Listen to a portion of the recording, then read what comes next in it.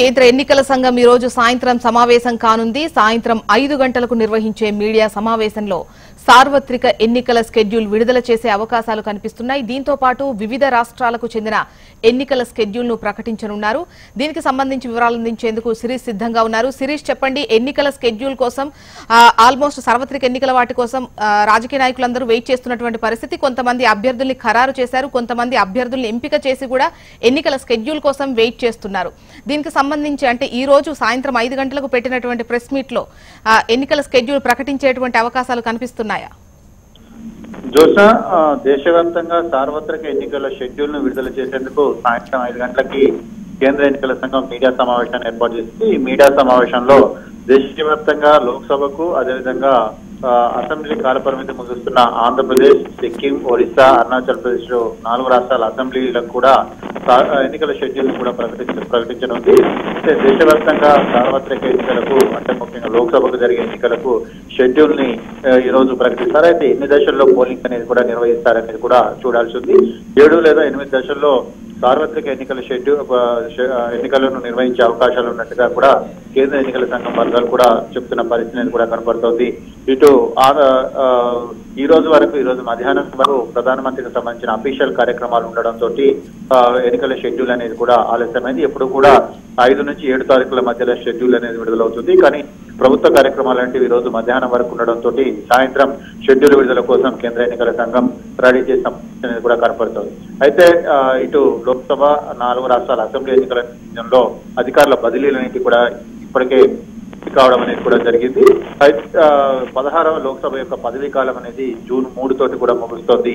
దాంతో పాటుగా ఆంధ్రప్రదేశ్ యొక్క అసెంబ్లీ యొక్క పదవీ కాలం అనేది జూన్ 18వ తారీఖుతో ముగుస్తుండగా అరుణాచల్ ప్రదేశ్ యొక్క అసెంబ్లీ పదవీ కాలం అనేది జూన్ 1వ తారీఖుతో ముగుస్తుంది. ఒరిస్సా అసెంబ్లీ పదవీ కాలం అనేది జూన్ 11 తోటి, సిక్కిం అసెంబ్లీ పదవీ కాలం అనేది మే 27 తోటి ముగుస్తోంది. ఈ 4గిట్లో లీస్ట్ అనేది కూడా సిక్కిం ఉంది కాబట్టి ఎట్టి పరిస్థితుల్లోనూ మే 20 కల్లా ఎన్నికల ప్రక్రియ కూడా మొత్తం పూర్తి కావాల్సి ఉంటుంది. ఫలితాల విడుదల అనేది కూడా సాధ్యం కావాల్సి ఉంటుంది. అయితే జమ్మూ కాశ్మీర్ రాష్ట్రానికి అసెంబ్లీతో పాటు లోక్సభ ఎన్నికలను నిర్వహిస్తారా, వాయిదా వేస్తారనేది కూడా ప్రస్తుతం ఆసక్తికరంగా మారింది. గత 2 రోజుల నుంచి కూడా మహారాష్ట్ర, హర్యానా, జార్ఖండ్ రాష్ట్రాల యొక్క అసెంబ్లీ పదవీ కాలాలు కూడా ఈ సంవత్సరం అక్టోబర్ లో ముగుస్తుండటంతో వాటికి కూడా ఎన్నికలు నిర్వహిస్తారని చెప్పేసి కూడా ప్రచారం జరిగింది.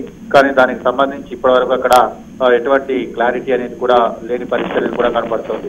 అయితే 2019 సార్వత్రిక ఎన్నికలకు సంబంధించి ఇప్పటికే కేంద్ర ఎన్నికల సంఘం అన్ని రకాల ఏర్పాట్లు కూడా చేసింది. దాదాపు 22.3 లక్షల బ్యాలెట్ యూనిట్లను, అదేవిధంగా 16.3 లక్షల కంట్రోల్ యూనిట్లను, 17.3 లక్షల వివిప్యాట్ యంత్రాలను కూడా ఇప్పటికే సిద్ధం చేసిన పరిస్థితి అనేది కూడా కనపడుతుంది. కేంద్ర బలగాలన్నింటివి కూడా ఇప్పుడు మొత్తం ఉత్తర భారతదేశంలో కేంద్రీకృతమై ఉన్నాయి కాబట్టి మొదట 2-3 దశల్లో ఉత్తర భారతదేశంలో ఎన్నికలను పూర్తి చేసి ఆ తర్వాత దక్షిణ భారతదేశంకు వచ్చే అవకాశాలు కూడా కనపడుతున్నాయి. 2014 సార్వత్రిక ఎన్నికల షెడ్యూల్ కనుక ఒకసారి పరిశీలించినట్లయితే మే 12వ తేదీ వరకు 9 దశల్లో అప్పుడు కేంద్ర ఎన్నికల సంఘం ఎలక్షన్స్ అన్నింటి కూడా నిర్వహించడం కూడా జరిగింది.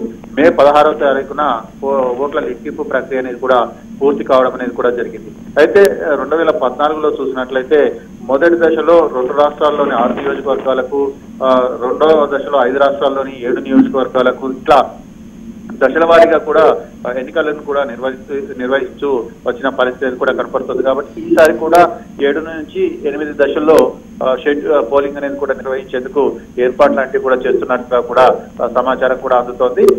కేంద్ర బలగాలన్నింటి కూడా ఇప్పుడంతా కూడా బార్డర్ లో మూవ్మెంట్ అయి ఉన్నాయి కాబట్టి కొత్త గతంలో లాగానే 9 దశల్లో ఎలక్షన్స్ నిర్వహిస్తారనేది కూడా ఒక ప్రచారం అనేది కూడా జరగనుంది. ఏదేమైనప్పటికీ కూడా సాయంత్రం 5 గంటలకల్లా దీనికి సంబంధించిన షెడ్యూల్ అనేది కూడా వచ్చేస్తుంది. అయితే 5 గంటల నుంచి కూడా ఎన్నికల కూడా అమల్లో ఉంటుంది కాబట్టి దేశవ్యాప్తంగా అన్ని రాష్ట్రాల్లోనూ కూడా ఎటువంటి ప్రభుత్వ కార్యక్రమాల అనౌన్స్మెంట్ కానీ ఇవన్నీ కూడా జరిగే అవకాశాలు కూడా ఉండవు. ఆ 5 గంటల లోపలే కేంద్ర ప్రభుత్వం వైపు నుంచి కానీ రాష్ట్ర ప్రభుత్వాల వైపు నుంచి కానీ ఏదైనా అనౌన్స్మెంట్ జరగాలన్నా కూడా జరిగేందుకు ఆస్కారం అనేది కూడా ఉంటుంది. 5 గంటల నుంచి ఎన్నికల కోడ్ అనేది కూడా అమల్లోకి వస్తుంది. జోష్న.